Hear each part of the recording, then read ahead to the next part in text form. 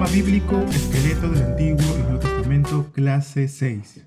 Bien, hoy vamos a comenzar con Abraham.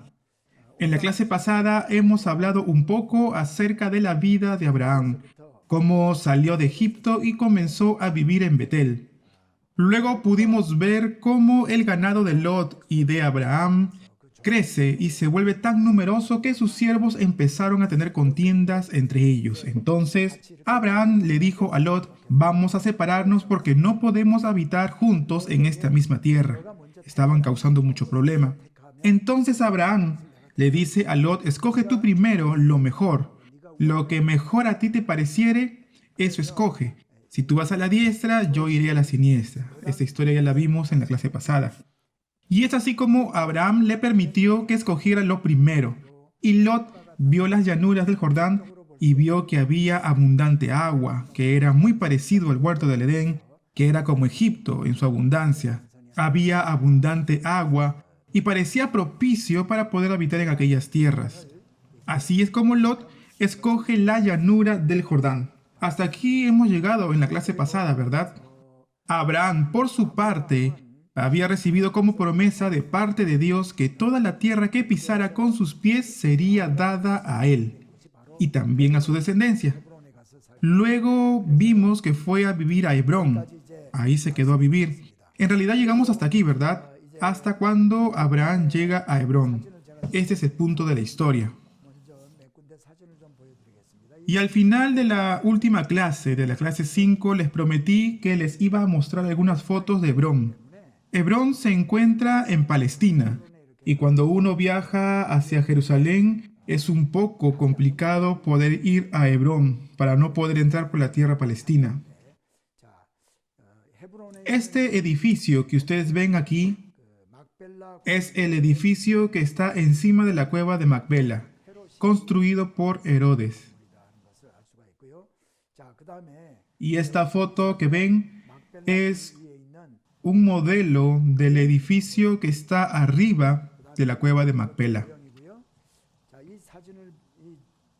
Estas fotos que ustedes pueden ver en su pantalla es de las paredes de piedra que están encima de la cueva de Macpela.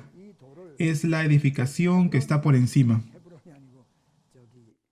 Durante el reinado de Herodes se había construido esto. En realidad era muy común este tipo de construcciones en aquellas épocas. Eran piedras que como rompecabezas se unían unas con otras para poder formar paredes.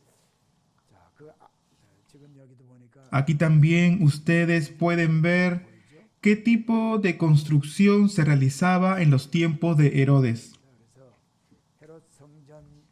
Así también fue construido de esa forma. Como lo ven, fueron construidos los muros que se encuentran también debajo del templo.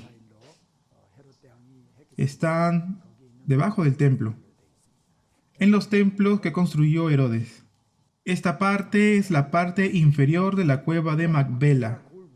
Bueno, en verdad no es la cueva de Macpela, sino que es una edificación que está por encima de la cueva de Macpela. Esta sería la sepultura de Abraham. Esta sería la sepultura de Sara y aquella sería la sepultura de Isaac. Como ustedes pueden ver en esta parte, es como un conducto, como un canal que nos lleva a Macpela, a la cueva de Macpela. Esta es la tumba de Abner. ¿Se acuerdan que era un general del ejército que luchó con Saúl? Después de la muerte de Saúl, su hijo Isobed subió al trono y Abner fue quien lo guió al comienzo de su reinado, pero fue asesinado por Joab. Bueno, esta información, esta historia, la veremos más adelante. Me daré el tiempo de poder contarles esta historia de Abner. Así como también la historia entre Abner y Joab. ¿Qué relación tenían ellos? Y es que después de la muerte de Saúl, huyeron buscando refugio. Todo esto lo veremos más adelante. Bueno, retomando la historia, entonces Lot empieza a vivir en Sodoma. Allí habían reyes al norte, como Sinar, Gomer, un grupo de reyes que habían servido al rey Kedorlaomer. El rey de Sodoma había entregado por 12 años tributos. En el año 13, el 13º, se rebela contra él. Entonces el rey de Sinar, el rey de Elasar, se juntan ambos. ¿Dónde queda Sinar? En los campos de Babilonia, ¿verdad? Entonces Sinar, el rey de Elasar, entre otros reyes, vienen y hacen guerra contra el rey de Sodoma y el rey de Gomorra, porque ellos dejaron de pagar tributo, y es así como se desata la guerra contra estos dos grupos de reyes. Sodoma es derrotado en la guerra, y en esta parte es que les quiero mostrar un mapa. En este mapa, desde la parte del norte vienen y hacen guerra y van hacia el sur. Y aquí en el valle de Sitín, yo pienso que es aquí, donde está Araba. Y aquí se libra la guerra. Saquean sus bienes. También dice en la Biblia que se llevan a Lot, sobrino de Abraham, con su familia, como prisioneros de guerra. Entonces Abraham, tomando a los criados nacidos en su casa, que eran unos 318 hombres aproximadamente, los toma a ellos y rescata a Lot juntamente con su familia. El rey de Sodoma le ofrece comida, vestidos, recompensas, etc. Y es ahí donde también sale la historia de Melquisedec, rey de Salem, que recibe a Abraham. Y entonces Abraham le entrega a Melquisedec la 10ª parte de todo el botín que había recibido. En este caso vendrían a ser los diezmos. Sabemos que Jesús es nuestro sumo sacerdote eterno, según la orden de Melquisedec. Sobre esto vamos a hablar más adelante cuando tengamos la oportunidad. Entonces, todos sabemos la historia de Sodoma y Gomorra. Son destruidas ambas ciudades. Esto ocurrió cuando Abraham vivía en Hebrón. 3 hombres se acercan a la tienda de Abraham. Entonces Abraham les invita de comer y tienen una conversación con ellos. Y ahí es cuando ellos revelan lo que iban a hacer. Uno de ellos yo creo que era Dios y los otros 2 eran ángeles. Entonces Dios le dijo que le iba a dar un hijo por medio de Sara, y también le comenta y le dice otras cosas. Entre ellas, que iba a destruir a Sodoma y Gomorra. Nosotros por historia conocemos bien que Abraham comienza a interceder por esta ciudad. Y dice, si hubieran 50 justos, ¿también dejarás que aquellos mueran para castigar a los impíos? Entonces Dios le responde y le dice, no, si hubieran 50 justos, no lo haré, en palabras del Señor. Y si fuera que faltaran 5 para 50, es decir, 45 justos, o tal vez 40 justos, y así la conversación sigue y sigue entre Dios y Abraham. Al final llegan hasta 10 justos. Entonces Dios le promete que si hubieran 10 justos en Sodoma y Gomorra, no las iba a destruir. Pero por historia, según la palabra de Dios, sabemos qué es lo que ocurre más adelante. 2 ángeles llegan a la ciudad y Lot se encontraba sentado a la puerta de Sodoma. Más adelante, yo les voy a explicar un poco qué significa sentarse a la puerta de la ciudad. En una ciudad hay una puerta y allí hay habitaciones dentro de aquella puerta. En aquellas habitaciones ocurren cosas muy importantes. Se llevan a cabo juicios, también cuando compran y venden, cuando compran casas también se daban en ese tipo de habitaciones. Se dan en realidad negocios y cosas muy importantes dentro de las puertas de las ciudades. La palabra de Dios dice que Lot estaba sentado en la puerta de Sodoma cuando ve a los 2 ángeles y los recibe en su casa. Cuando los 2 hombres llegan a la ciudad y llegan a casa de Lot, los que vivían en la ciudad le piden que saquen a los visitantes de la casa de Lot, porque querían conocerlos. Esto quiere decir que en realidad ellos querían cometer homosexualidad con ellos. Esto habla de cuán pervertida era la ciudad y los hombres de aquella ciudad.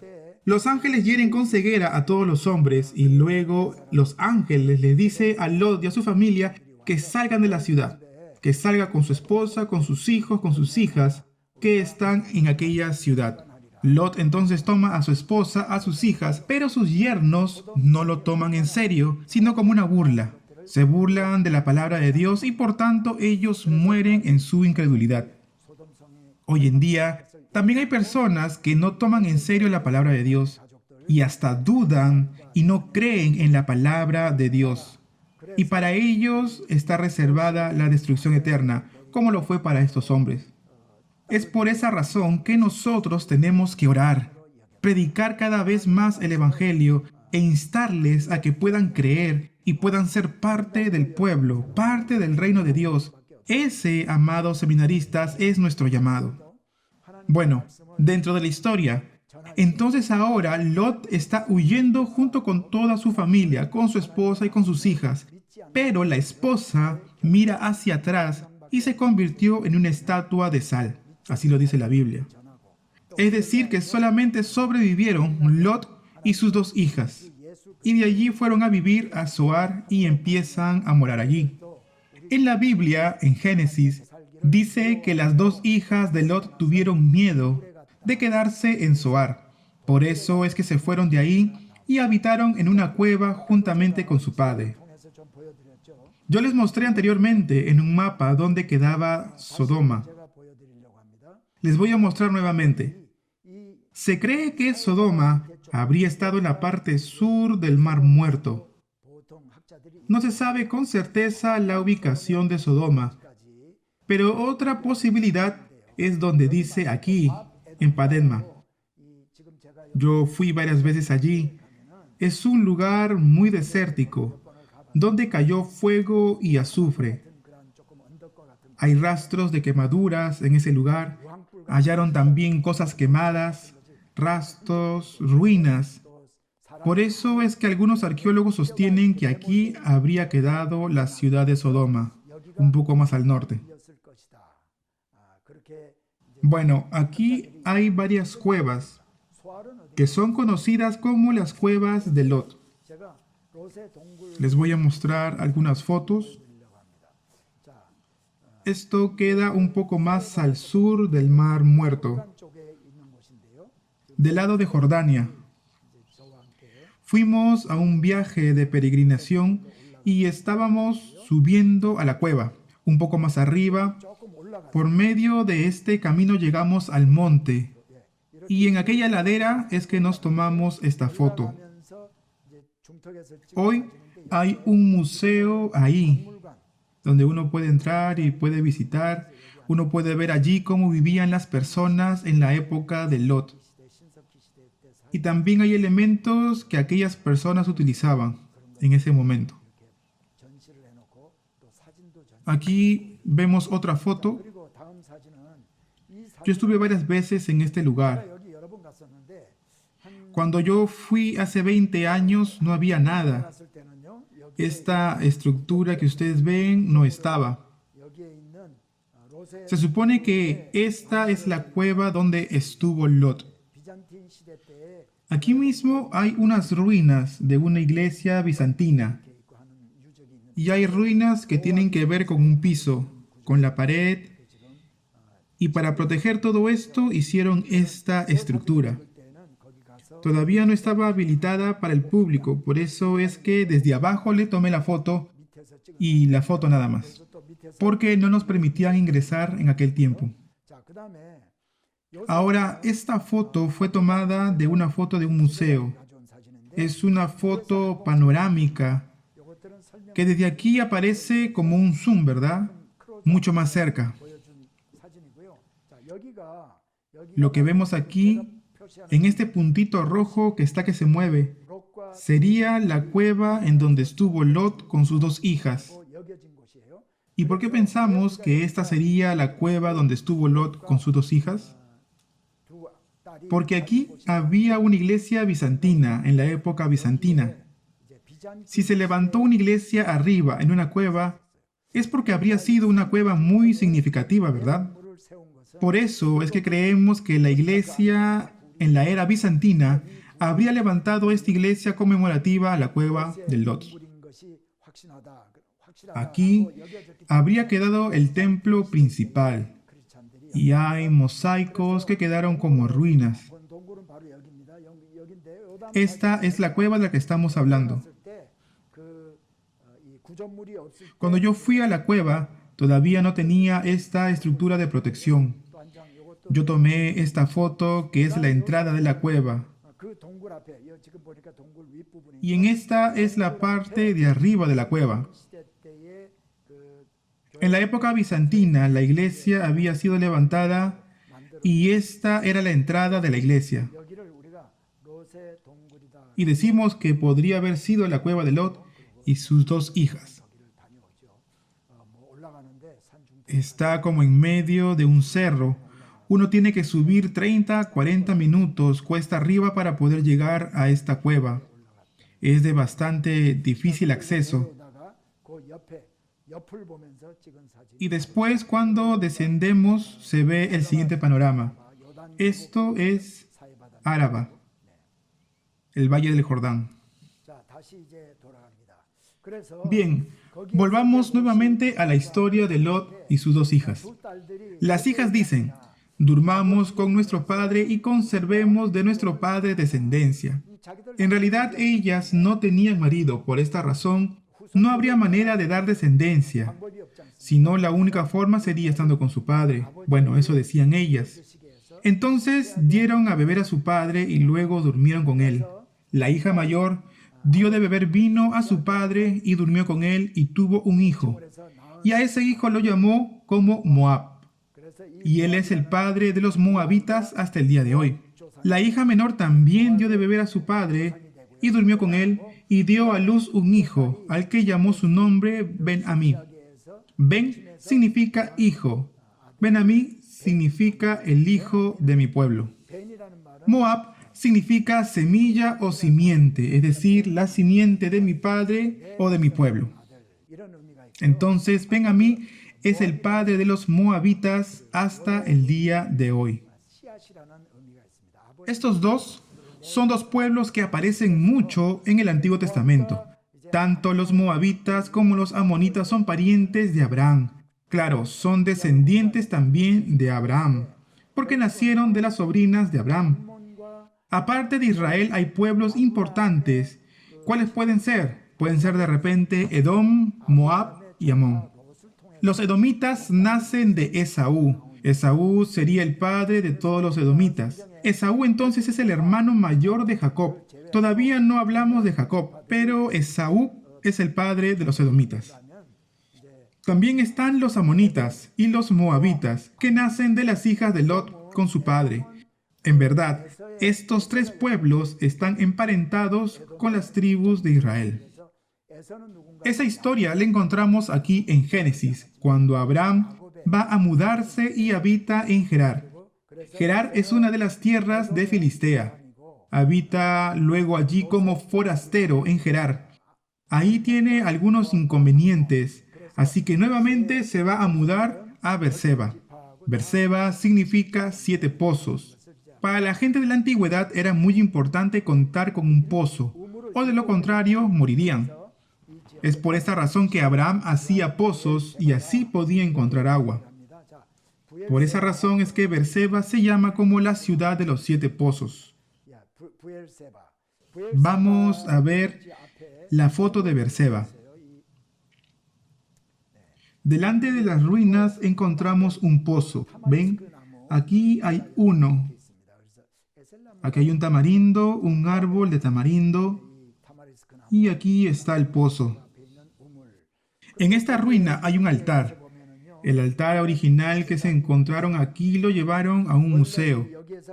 Y esta solamente es una réplica del altar que hallaron.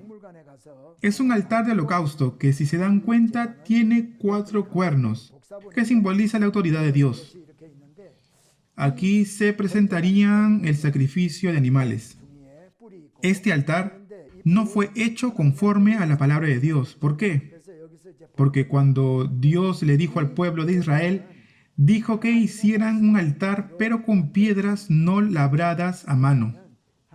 Pero el altar que hallaron aquí sí estaba labrada a mano. Aquí es Berseba. Recuerden que toda esta parte se llama Ten. ¿Qué significa Ten? Es una colina de tierra que resulta de la acumulación y la subsecuente erosión de materiales depositados por la ocupación humana. Cuando nosotros vamos a Israel, hay un lugar que se llama Berseba y otro lugar que se llama Ten Berseba. Entonces Berseba sería como una ciudad más reciente, pero Ten Berseba es el lugar en donde había sido habitado por Abraham y otros. ¿Por qué? Porque ahí hay ruinas. ¿Pero qué significa Tem? Son colinas hechas de manera artificial por el hombre. Tel Aviv, por ejemplo, también tiene que ver con estos yacimientos, con forma de montículo de tierra.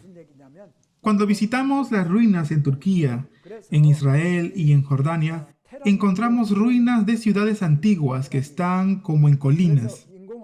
En Corea también, en una ciudad, podemos encontrar una colina que se llama Wongnam.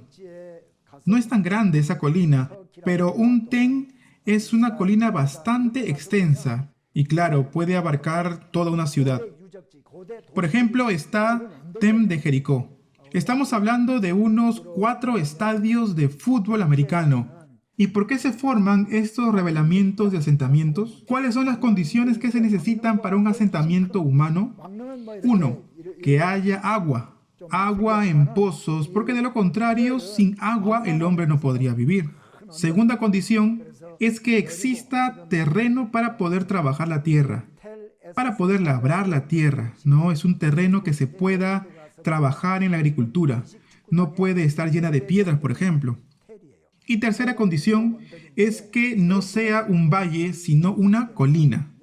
Al principio, cuando los antiguos fueron a habitar estas colinas, no fueron colinas muy altas. Sería algo un poco más altas que el resto de las tierras a su alrededor.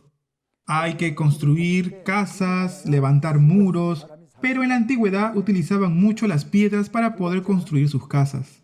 También hacían ladrillos de tierra y cocían ladrillo con tierra. Luego, cuando venía la guerra, se podía quemar todo.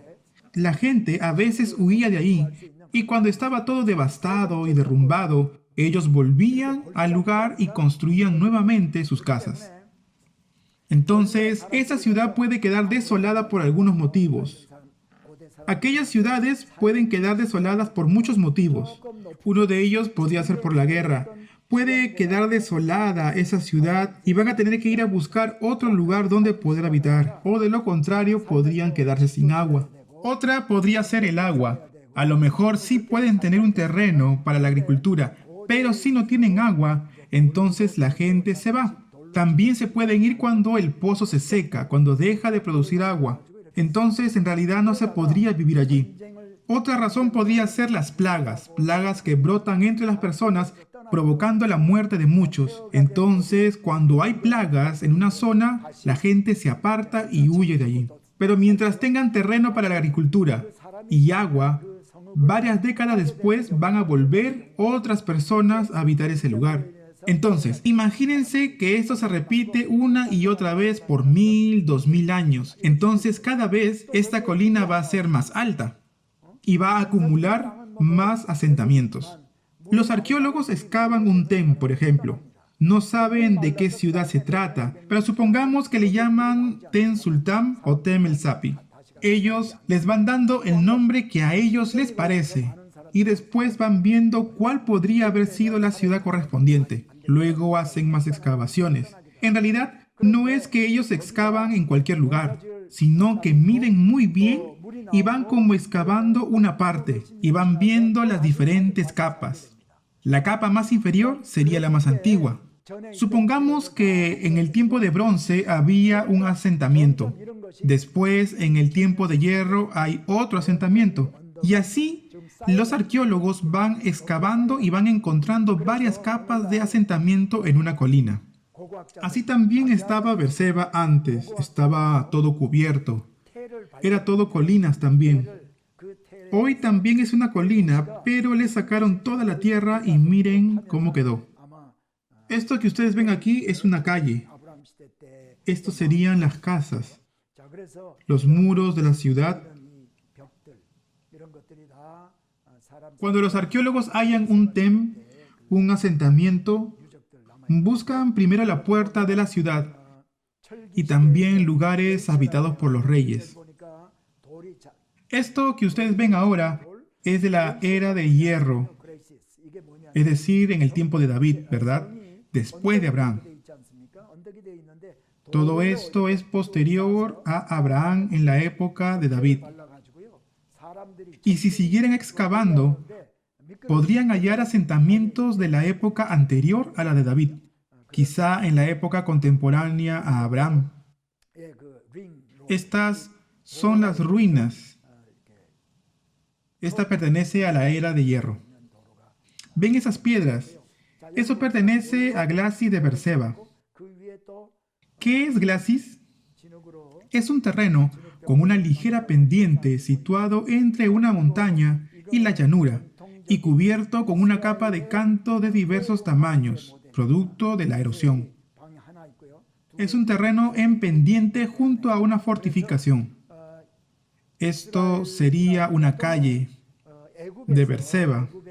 Esto pertenecería a la era de hierro. Una ruta en curva. ¿Se dan cuenta que aquí hay un muro de piedras y arriba de ello encontramos ladrillo cocido de barro? Este es una casa muy típica de Red. Son 2 o 3 habitaciones, 4 aquí. En los descubrimientos arqueológicos en Israel y también en Egipto han encontrado las habitaciones y las cabeceras muy similares a los de los israelitas. Entonces la pregunta es, ¿esto es una ruina de los cananeos o de los israelitas? En realidad esto depende de la forma de las casas. Bueno, entonces continuemos. Abraham vivía en Berseba, pero antes le nace Isaac a Abraham. No les conté la historia todavía. A los 99 años de edad, Dios le da a Abraham una promesa y le había dicho que para el año que viene, en ese tiempo tendría un hijo. Anteriormente Dios ya le había dicho en el libro de Génesis capítulo 15. Voy a leer Génesis capítulo 15, verso 1 en adelante. Y después de estas cosas vino la palabra de Jehová a Abraham en visión, diciendo: No temas, Abraham, yo soy tu escudo y tu galardón será sobremanera grande. Y respondió Abraham: Señor Jehová, ¿qué me darás siendo así que ando sin hijo y el mayordomo de mi casa es ese Damaseno, Eliezer? Dijo también Abraham: Mira que no me has dado prole, y he aquí que será mi heredero un esclavo nacido en mi casa. Luego vino a él palabra de Jehová diciendo: No te heredará sino un hijo tuyo será el que te heredará. Luego Dios lo lleva fuera de su tienda y le dice: Mira ahora los cielos y cuenta las estrellas, si puedes contar. Y le dijo: Así será tu descendencia. Cuando en realidad Abraham todavía no tenía ningún hijo. De esta forma Dios le prometió a Abraham, y la palabra de Dios dice que Abraham creyó a Jehová. Aunque todavía no había ocurrido, creyó en la palabra de Dios y le fue contado por justicia. Amados, para Dios nada es imposible. Y es por eso que si Dios habla, nosotros no debemos de juzgar con nuestra mente. Pero Dios, esto es imposible. ¿Cómo pudo suceder esto? Esto pudo haber pasado hace 3000 años atrás. Ahora ya no. De esta forma también nosotros podemos dudar. Cuando rendimos el culto o cuando oramos a Dios, podemos declarar palabras de fe. Pero cuando vivimos en el mundo con nuestras obras, podemos demostrar todo lo contrario. ¿No es así? Y podemos mostrar incredulidad. Amados, tanto estemos dentro de la iglesia como fuera de ella, debemos actuar con fe. Que nuestras obras demuestren nuestra fe, para que los incrédulos puedan ver nuestra vida, puedan ver nuestras obras y puedan reconocer que Dios es un Dios viviente. De lo contrario, también podíamos hacer que ellos digan: ¿cómo es que Él actúa de esta forma? ¿Cómo es que Él dice esto? Y podamos así generar curiosidad en ellos y así los podríamos guiar a Dios. Entonces, tomamos a Abraham como padre de la fe. Y es justamente por esta razón. ¿Por qué? Aunque no tenía nada para creer en esto y parecía que no se iba a cumplir, Abraham creyó a la palabra de Dios, creyó a Jehová y le fue contado por justicia. Entonces Dios le da una promesa. En el verso 7, y le dijo: Yo soy Jehová que te saqué de Ur de los Caldeos para darte a heredar esta tierra.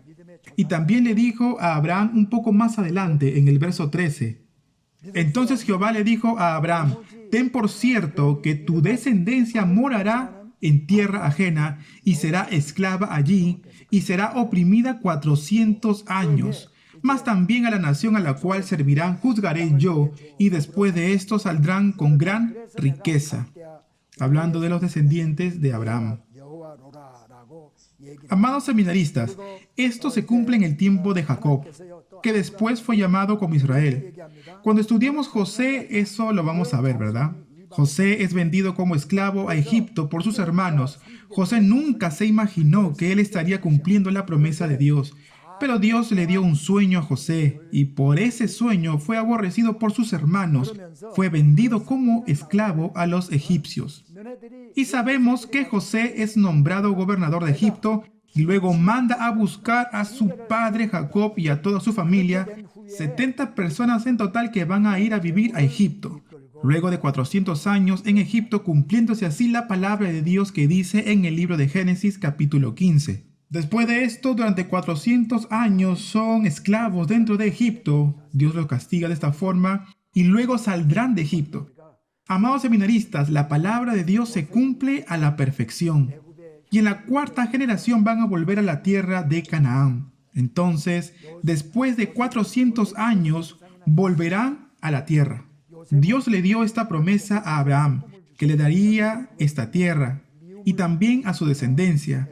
Pero en este momento todavía no va a ser la tierra de Abraham. ¿Por qué? Porque todavía no ha llegado al colmo la maldad de los eneseos, cedeneos, cadmoneos, eteos, fereceos, etc. Todavía no ha llegado al colmo el pecado de todos ellos. Después de esto, sí, Dios le va a dar la tierra a Abraham y a su descendencia. Hará de ellos una gran nación. Y es que Dios va a tomar el linaje de Abraham para formar el reino de Dios. Para hablar de reino, necesitamos 3 elementos. Primero, un territorio. Por eso es que Dios le dio a Abraham y le dijo: a ti y a tu descendencia daré esta tierra. Dijo Dios que le iba a multiplicar la descendencia de Abraham como las estrellas del cielo. Es decir, el primer elemento es el territorio. Segundo, es el pueblo.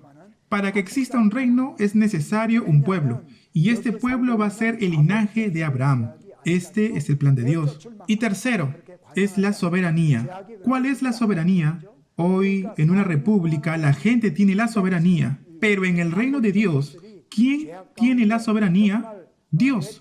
Por tanto, Dios ya tenía el plan de levantar un reino, el reino de Dios, su reino. Y la tierra, el territorio, sería de Canaán, y el pueblo de Dios, el linaje de Abraham, y la soberanía, Dios, porque es el reino de Dios. Él va a gobernar ese reino, y de esta manera todas las naciones conocerán que Dios es Jehová, y ese era su plan. Si Abraham siguiera viviendo en la tierra de Canaán con toda su descendencia, ¿qué pasaría? La descendencia de Abraham no podría mantener puro su linaje. Por eso es que era necesario que la descendencia de Abraham, para poder mantener su linaje, fuera primero a Egipto. Por eso es que Dios lleva a Egipto a morar allí, y que después de 400 años, cuando ellos salieron de Egipto, eran 600,000 varones adultos. Algunos teólogos dicen que, si sumamos a las mujeres y a los niños, el pueblo sería aproximadamente unos 2,5 millones o 3 millones de personas. En realidad no sabemos el número con certeza, pero sí sabemos que habría sido un pueblo bastante numeroso, por lo menos unos 3 millones de personas. ¿Se dan cuenta que entonces esta es la promesa que Dios le dio a Abraham? Luego de esto le nace Isaac a Abraham. Abraham es el padre y Sara es la madre. Y a los 100 años, Abraham tiene a su unigénito Isaac. Cuando Isaac estaba en su juventud, me imagino, cuando estaban viviendo en Berseba, Dios le dice a Abraham: toma a tu hijo unigénito, ve a una tierra que yo te mostraré y ofrécemelo como holocausto. Esto lo dice en Génesis capítulo 22. ¿Cómo se habrá sentido Abraham en ese momento? ¿No? Nosotros nos hubiésemos sentido como que el cielo se nos venía encima, ¿verdad? Dios le estaba pidiendo ese hijo que le había dado a los 100 años de edad y no tenía otro aparte de ese. Además de todo, Dios le había dicho que por medio de Isaac sería llamada su descendencia. Entonces Abraham pudo no haber obedecido a estas palabras, pero Abraham le obedeció, y muy de mañana se levantó, tomó leña y con sus siervos, con 2 de sus siervos suyos, tomaron a Isaac, su hijo, y caminaron 3 días hacia el monte Moriah. Fue allí a donde Dios lo guió. Amados seminaristas, en el monte no hay leña, pero él quiso preparar la leña desde su casa, llevar suficiente leña para el holocausto desde su casa. En el tiempo de la antigüedad se podía hacer fuego con piedras, ¿no? Habían diferentes maneras de poder hacer fuego, pero dice que él llevó fuego desde la casa. Y allí en el monte Moriah ata a Isaac su hijo, levanta el cuchillo, pero escucha la voz de Dios que le dice: Abraham, Abraham. Pocas veces Dios llama 2 veces por el nombre a alguien, que también significa que Dios tenía prisa. Pero nos llama la atención que Abraham no haya titubeado, esperando que tal vez Dios se pueda arrepentir a última hora y no le vaya a permitir poder matar a su hijo. No, sino es que podemos ver nosotros una firme resolución de parte de Abraham de poder cumplir el mandato que Dios le había dado. Vemos a Abraham que levanta el cuchillo y entonces Dios lo llama: Abraham, Abraham. No extiendas tu mano sobre el muchacho. Y luego le muestra un carnero atado en un zarzal por sus cuernos. Amados seminaristas, así fue la fe de Abraham. Aunque nosotros no entendamos con nuestros pensamientos, aceptemos con fe, obedezcamos y entonces Dios lo tomará por justicia. Abraham fue hecho o constituido padre de la fe y fue bendecido grandemente por Dios. ¿Por qué? Por su obediencia. Bien, ahora por último, me gustaría mostrarles algunas fotos del monte Moriah. Así se ve el monte Moriah el día de hoy. El monte Moriah en donde Abraham ofreció a su hijo Isaac. Sería como una cumbre. Y en la cumbre hay una roca. Y en el punto más alto se cree que fue allí donde Abraham ofreció a su hijo Isaac. En 2 de Samuel se habla de la era de Arauna del Jebuseo. Más adelante tendré la oportunidad de hablar sobre esto, pero el Arauna siempre queda como en las alturas, porque ahí es donde corre el viento. Ahí brillan las mieses donde se separan el grano de la paja, y así se sacudían los granos. Entonces, en la mayoría de los casos, en esos terrenos que quedan en las alturas donde corría bastante viento, es ahí donde está la roca, donde supuestamente Abraham ofreció a su hijo Isaac. Ya luego, en el tiempo del reino, en la época de David, allí tiene el Jebuseo una era, donde se trillan las mieses. Cuando David manda a censar al pueblo para conocer cuántos hombres podían salir a la guerra, a Dios no le agradó esto. Entonces le ofrece 3 opciones y tiene que escoger una de ellas. Una de ellas era una plaga de mortandad que iba a matar a mucha gente. Esa fue la que escogió David. Y David, para presentar un sacrificio de paz, va a la era del Jebuseo y allí presenta el sacrificio. Cuando hablemos de David, vamos a volver a tocar este tema. Pero allí es el mismo lugar donde Salomón levantó el templo. Allí donde el templo fue destruido. Y luego, después de 70 años, el grupo de Zorobabel volvió a levantar el templo. También es el mismo lugar donde Herodes reconstruye el templo. Hoy el templo de Herodes fue destruido en el año 70 después de Cristo por los romanos. Llegaron los musulmanes y construyeron un domo en su lugar. Aquí está el domo de los musulmanes, el domo de la roca. Allí es donde habrá ofrecido Abraham a Isaac. Debajo del domo hay una roca. Después le voy a mostrar la foto. Este domo está hecho de oro. Lleva mucho oro. Esta foto está más cerca. Hoy en día lo llaman el Monte del Templo. Así es, el Monte del Templo. Así lo llaman en Israel. Hay una mezquita musulmana.